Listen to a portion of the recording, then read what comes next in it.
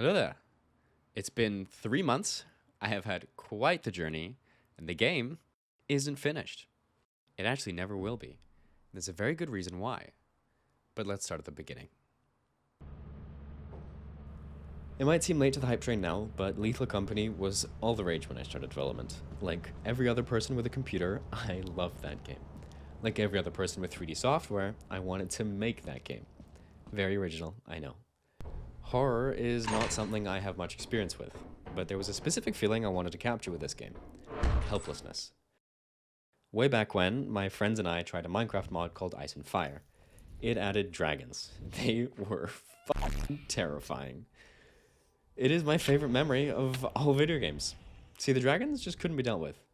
We built an underground fortress, living in fear of the beasts above. The emotional ordeal of having to prepare for every expedition and grudgingly leave our safety was incredibly engaging and memorable. That is what I wanted to recreate. So combining that feeling with Lethal Company's horror, here's the game idea. The player drives a large vehicle through an alien desert.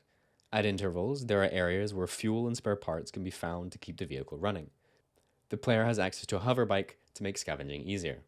All the while, there are very powerful enemies the player must avoid, including bugs.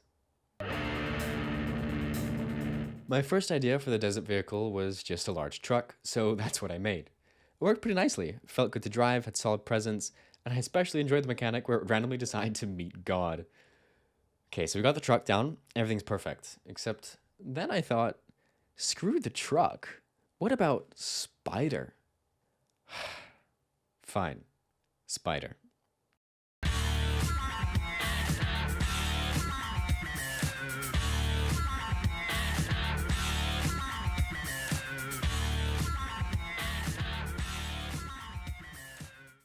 I am very, very happy with Spider. Dubbed the Rig, this beast is everything to the player.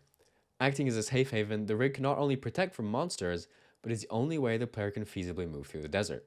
It's warm and cozy inside, nicely elevated from the horrors below, so there shouldn't be any reason to leave. There's just one problem. The Rig is very hard to keep running. From the get-go, I knew the type of gameplay I wanted. The rig should feel safe, but very tedious to take care of. There's a complex resource network within the machine that you need to manage and repair if you want any chance of survival. Juggling this resource network, scavenging for parts, and avoiding monsters makes up the core gameplay. Let's do a quick rundown. This is the engine.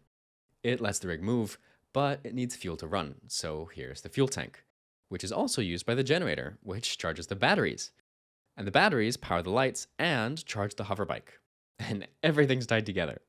The faster you drive the rig, the more fuel you'll use, which means you'll need to go out and find more. But the longer you use the hover bike finding more fuel, you'll need more fuel to run the generator, to power the batteries, to charge the bike again. It gets complicated, and it's hella fun. Oh, and one more thing. Everything breaks. Each component has a level of wear that increases the more you use it. Eventually, it'll stop working, and you'll have to repair it with scavenged parts. But finding those parts in an alien desert where everything wants to kill you is kind of hard. So let me introduce the hover bike.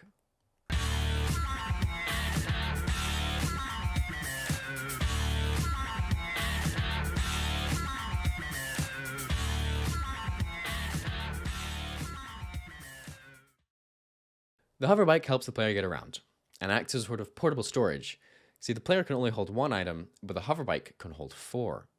It's quite loud though, so be careful about attracting enemies. It's also really fun to drive. With all these systems in place, the game is effectively split into 3 environments: the rig, the bike, and on foot. All the enemies are also designed for each of these contexts. Take a look at the Stinger. I mean, like really, look at the textures, got that detail, maybe The Stinger, deadly on foot, but trivial on the hover bike. If it finds the rig, it'll break one of the legs to stop it from moving and bait the player out, then patrols around it underneath for a while.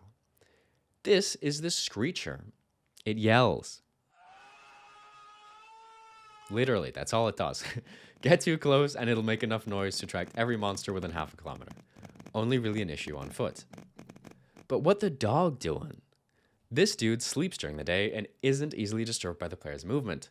But the hoverbike's engine will be sure to wake it up, and you better hope you're on the bike when that happens, because they're fast. This lovely fella will leave the player alone completely, but will try smashing in the hoverbike and can even damage the rig. I call him the Watcher. If tedious engineering wasn't enough, the enemies also run on a complex perception system the player will have to learn and deal with to survive. Walking, jumping, crouching, dropping items all make different amounts of noise and tie into alerting the creatures. Each one has a specific setup and are designed with specific ways to avoid them. Some monsters are super insensitive to sound. Some monsters have really narrow vision cones. The Watcher can only see movement. He knows what you did. Unfortunately, most of the enemies weren't implemented. There were a lot of really cool designs I made that just didn't make it in. Let's talk about why.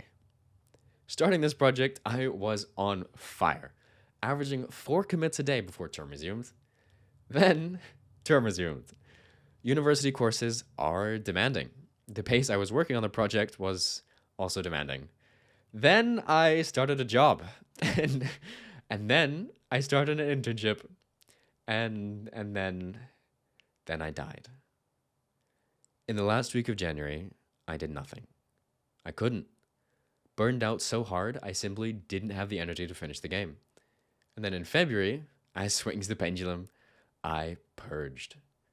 I made the mini devlog and even spent a while designing the game I wanted to make that month, but never even made an Unreal project for it. And honestly, I think that's really healthy. It wasn't very productive, but I was feeling okay. And ultimately, that helps you be more productive later. Burnout sucks. I can't stress it enough. Be careful with your energy. I'm doing a lot better now, and if anything, it's just my mindset that's changed. I'm still working, doing the internship, and keeping up with courses, and of course, jamming game dev everywhere else in my schedule, but I'm a lot more relaxed about everything.